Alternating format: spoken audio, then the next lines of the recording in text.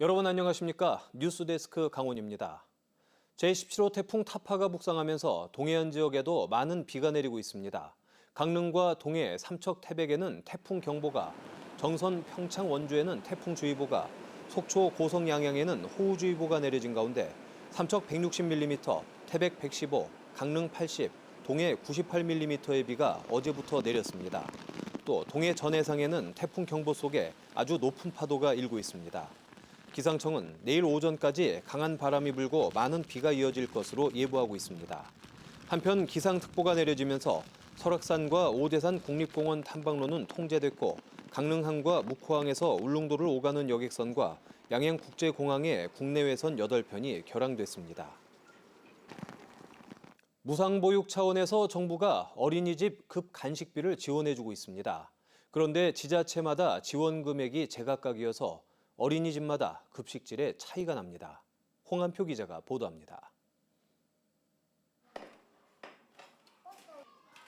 콩나물국 그리고 유산균 음료까지 태백 지역 한 국공립 어린이집의 급식 식단입니다. 이달부터 태백시가 급간식비를 지원하면서 식판이 더욱 풍성해졌습니다. 태백시 급식지원센터에서 저희들이 식단을 받아서 사용하고 있는데 사이드 메뉴를 하나씩 주고 있고요. 10월부터는 반찬 수를 하나씩 증가할 계획입니다. 직장 어린이집의 경우 정부 지원금에 태백시와 직장 지원비를 합쳐 여느 식탁 부럽지 않게 제공하고 있습니다. 중앙정부에서는 급간식비로 하루 1,745원씩 어린이집에 지원하고 있습니다. 여기에 각 지자체가 얼마나 더 추가로 지원하느냐에 따라 급식의 질이 달라집니다. 태백시의 하루 급간식비가 2,500원으로 가장 많고 춘천은 500원을 보태 2,200원을 넘었습니다. 속초와 철원, 강릉은 1,900원대, 삼척과 횡성, 원주는 1,800원대입니다. 지역의 아동들에게 질 좋은 급식 제공으로 태백 인재를 양성하는 보육 서비스 향상을 위해 근본 제3회 추경에서 40% 인상된 755원을 추가 지원하게 되었습니다. 반면 정선과 평창, 홍천 등 강원도 내 10개 시군은 중앙정부의 지원에만 의존하고 있습니다. 중앙정부의 지원액도 11년째 하루 1,745원에서 전혀 오르지 않고 있어 최소한 물가 인상률이라도 반영해야 한다는 목소리가 높습니다. MBC 뉴스 홍한표입니다. 문화상품권을 이용한 보이스피싱이 최근 기승을 부리고 있습니다. 다양한 방법으로 현금화할 수 있고 현금 인출 등 물리적인 단서를 덜 남길 수 있어 범죄에 악용되고 있습니다. 황구선 기자입니다. 며칠 전 갑작스레 계좌가 정지된 A씨. 지난달 자신이 운영하는 편의점에서 한 남성에게 문화상품권 20장을 팔고 계좌로 100만 원을 입금받았는데 금융사기에 연루됐다는 겁니다. 남성이 사간 문화상품권이 보이스피싱 조직에 흘러간 정황이 포착되면서 보름 넘게 계좌 사용이 막혀 있습니다. 황당하죠. 그 문자 내용이 거짓인지 아니면 그게 사실이더라도 내가 왜 그런 문자를 받아야 되는지. 그래서 이제 확인 전화를 했는데 확인 전화를 했어도 상대방이 보이스피싱 업체인지. 원주에서 검찰 사칭 전화를 받았던 대학생 B씨도 어이없게 돈을 떼었습니다. 계좌가 범죄에 이용됐으니 문화상품권 코드를 보내면 본인 확인을 하겠다는 말에 속아 130만 원어치 상품권 번호를 보냈습니다. 최근에는 다른 사람의 개인정보를 해킹해 SNS에서 친구나 가족인 척 접근하는 사례가 급증하고 있습니다. 메신저에서 가족을 흉내낸 뒤 선물하기 위한 문화상품권 코드를 보내달라는 식입니다. 문화상품권 코드는 온라인 중고품 시장에 내다 팔거나 게임머니로 바꾸는 등 다양한 유통이 가능하고 현장에서 체크카드 수거, 현금 인출 등 물리적 단서를 남길 필요가 없어 범죄 조직이 수사망을 따돌리는 데 악용하고 있습니다. 그 핀 번호를 사용한 사람이 보이스피싱 사건과 관련이 있는 사람인지 없는 사람인지 확인을 하다 보면은 대부분이 다 없는 경우이고 그런 사람들만 조사를 하다 보면 상선을 특정하기에는 매우 어려운. 이 같은 문화상품권 사기까지 겹치며 지난 한 해 보이스피싱 피해 금액은 역대 최대치인 4,400억 원, 전년보다 2배가량 늘어난 상황. 문화상품권 식별 번호를 요구하면 사기 범죄로 간주해야 한다고 경찰은 강조합니다. MBC 뉴스 황구선입니다. 지난 17일 이후 아프리카 돼지열병이 추가로 전파되지 않고 있는 가운데 오늘 이재용 농림축산식품부 차관이 중점관리 지역으로 지정된 철원군을 방문해 긴급 현장 점검을 실시했습니다. 이재용 농식품부 차관은 철원 양돈 밀집 사육단지 방역 현장을 찾아 제17호 태풍 타파가 지나간 이후에 생석회를 다시 살포하고 축사 내외부를 재소독해달라고 당부했습니다. 강원도도 아프리카 돼지열병 잠복 기간인 앞으로 2주간을 질병 확산 차단에 가장 중요한 시기로 보고 각 시군에 담당 공무원을 파견해 방역 실태를 점검하고 있습니다.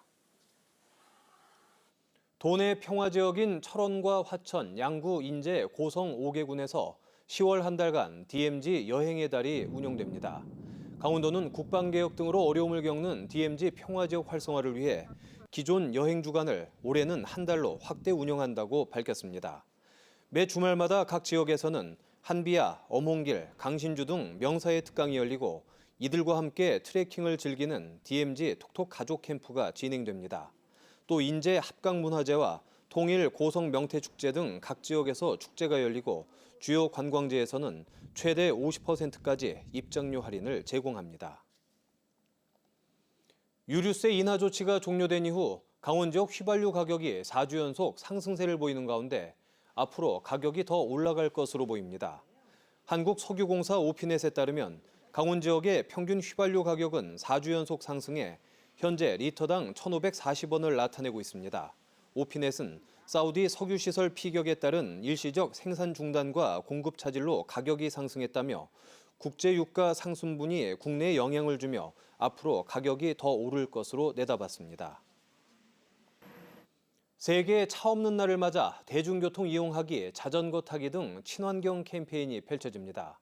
원주시와 소비자 시민 모임은 오늘부터 24일까지를 친환경 교통주간으로 정하고 내일부터 중앙시장 문화의 거리 일대에서 시민들을 대상으로 거리 캠페인과 퀴즈 풀기, 미세먼지 측정 등의 프로그램을 진행합니다.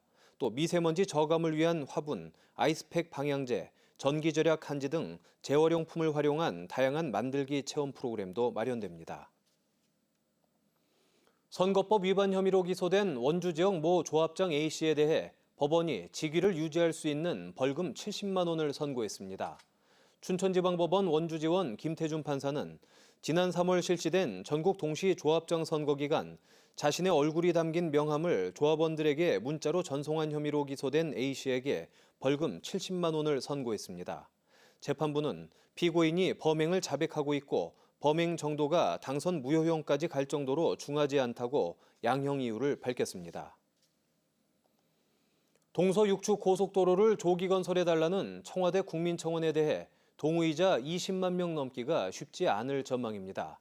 태백과 정선, 삼척, 동해, 영월과 충북 단양과 제천 등은 고속도로 조기 착공을 염원하는 지역 민심을 담아 온 오프라인을 통한 국민청원 홍보 활동을 전개하고 있지만 현재까지 20만 명 목표에 한참 부족한 2만 명 정도만 청원에 동참하고 있습니다. 동서6축 고속도로는 지난 2015년까지 평택에서 제천 구간을 완공했고 나머지 구간인 제천에서 삼척 123.2km 구간은 아직 답보 상태입니다. 최근 5년간 도내 다문화 가정에서 벌어진 폭력 사건이 112건에 달하는 것으로 나타났습니다. 이재정 국회의원이 경찰청으로부터 제출받은 자료에 따르면 도내에선 지난 2015년 24건, 2016년 20건, 2017년 22건, 지난해 36건, 올해 상반기까진 10건의 다문화 가정 폭력 사건이 발생했습니다. 이재정 의원은 다문화 가정 내 폭력 사건은 피해자가 대부분 여성이고 피해자가 폭력에 노출되더라도 신고하기 어려운 경우가 많다며 우리 사회에 더 많은 관심이 필요하다고 강조했습니다. 7번째를 맞는 강릉문화제 야행이 오는 27일과 28일 이틀간 강릉 대도호부 관아와 명주동 일원에서 펼쳐집니다.